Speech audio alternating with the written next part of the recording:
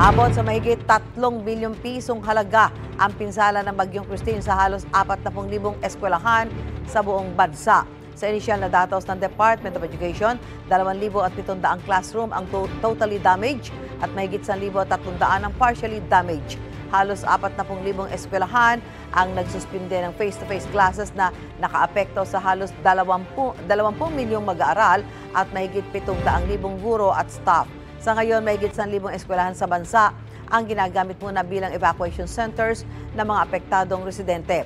11 mag-aaral at 1 personnel ang naitalang nasawi sa kasagsagan ng bagyo. Mula sila sa Batangas at sa Himamaylan sa Negros Occidental. Sabi ng DepEd, aabutin ng 2.7 billion pesos ang kailangan para mapaayos ang mga nasirang silid-aralan at 680 million pesos naman para sa major repairs.